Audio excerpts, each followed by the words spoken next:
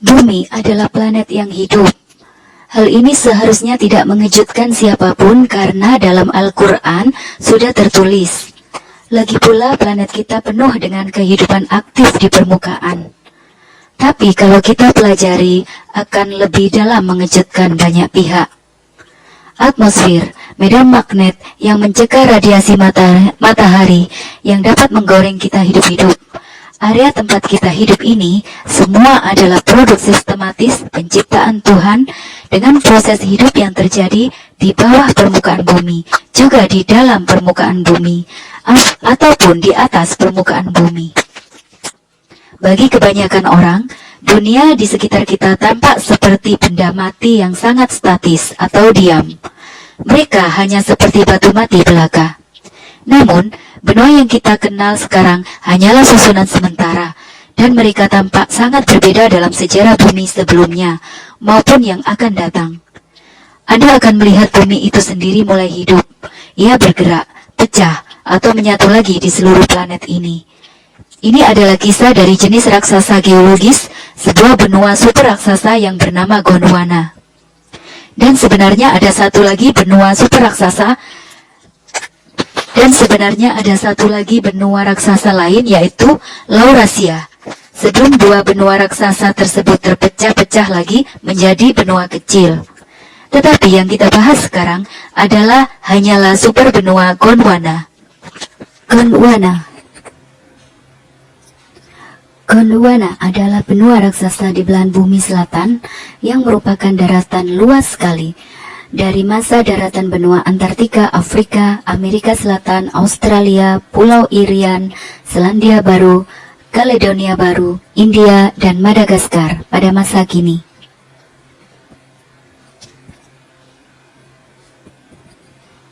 Walaupun Gondwana terletak pada wilayah Antartika pada masa kini, namun iklimnya pada masa itu lebih hangat, dan banyak macam varietas flora dan fauna selama jutaan tahun.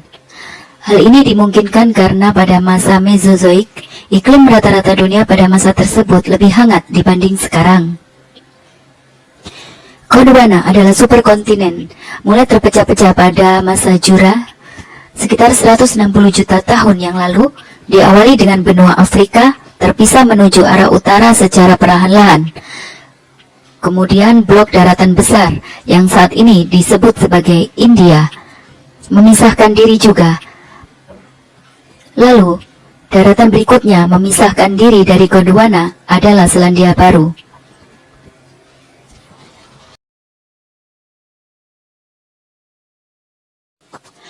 Gondwana adalah super benua kuno yang pecah sekitar 180 juta tahun yang lalu.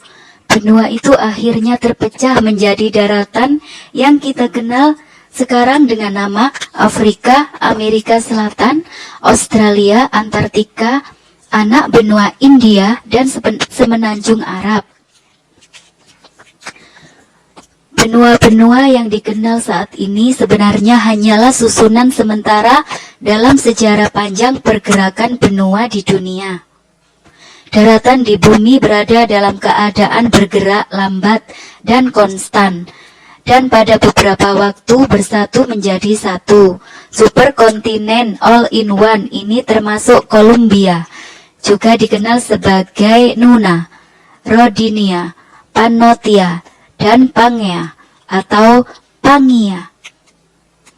Gondwana adalah setengah dari super benua Pangea bersama dengan super benua utara yang dikenal dengan nama Laurasia. Penciptaan Gondwana, pembentukan terakhir Gondwana terjadi sekitar 600 juta tahun yang lalu. Selama periode Ediacaran akhir, pada saat ini organisme multiseluler telah berevolusi, tetapi mereka masih primitif. Beberapa fosil yang tersisa dari periode ini mengungkapkan cacing yang tersegmentasi. Organisme seperti daun dan makhluk bulat yang berbentuk seperti ubur-ubur modern. Di dunia ini, Gondwana melakukan penggilingan lambat ke status superkontinen. Potongan-potongan superbenua masa depan bertabrakan selama ribuan tahun, menyatukan apa yang sekarang menjadi benua yang bernama Afrika, India, Madagaskar, Australia, dan Antartika. Versi awal Gondwana ini bergabung dengan daratan lain di bumi untuk membentuk superbenua tunggal dengan nama Pangea sekitar tahun 300 juta tahun yang lalu.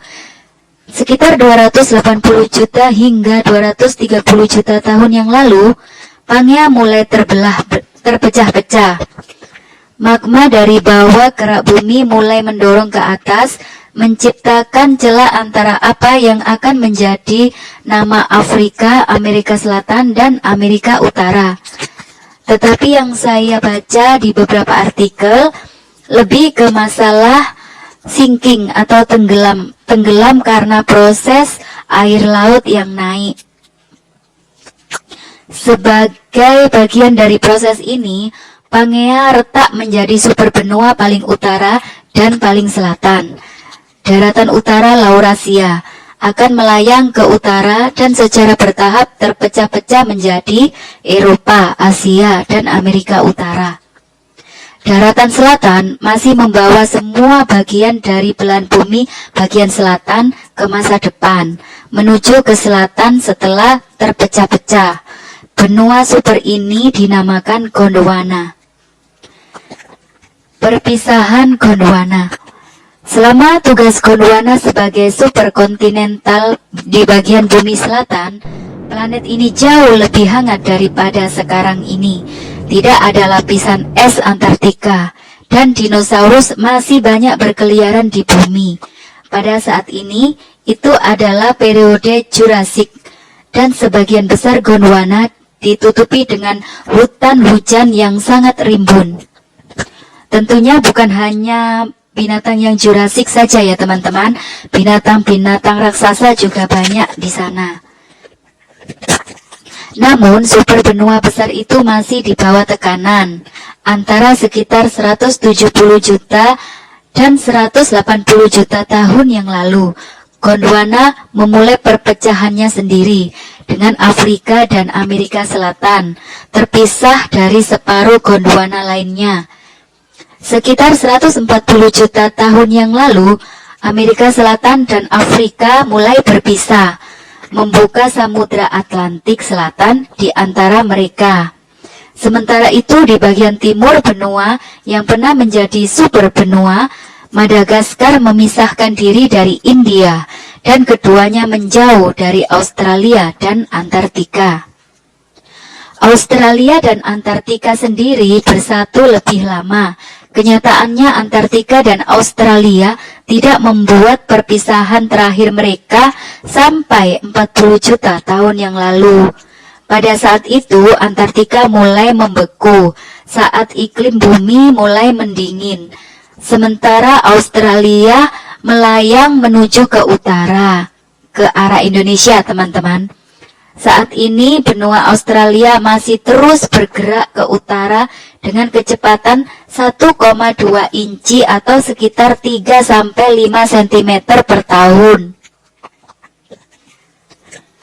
Teori Gondwana. Mekanisme pasti dibalik pecah-pecahnya superbenua yang namanya Gondwana ini masih misterius.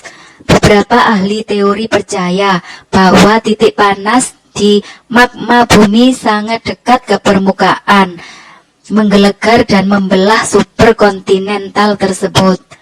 Tetapi teori lain juga ngomong bahwa itu karena tenggelamnya superbenua itu, karena air laut, air samudra yang menaik. Namun pada tahun 2008, peneliti University of London menyarankan bahwa Gondwana malah terbelah menjadi 2 lempeng tektonik yang kemudian pecah. Keberadaan Gondwana pertama kali diteorikan pada pertengahan 1800-an oleh Mr. Edward Suez, seorang ahli geologi di Wina yang menjuluki benua ini sebagai Gondwanaland. Suez diberitahu oleh fosil pakis serupa yang ditemukan di daratan Amerika Selatan, India, dan Afrika. Fosil yang sama dan mirip ditemukan di Antartika. Pada saat itu, lempeng tektonik tidak dipahami oleh mereka, sehingga Mr. Suez tidak menyadari bahwa semua benua ini pernah berada di lokasi yang berbeda. Sebaliknya, ia mengembangkan teori kenaikan air permukaan laut dari waktu ke waktu yang akan menghubungkan benua di belahan bumi selatan dengan jembatan daratan. Wallahu a'lam bishawab.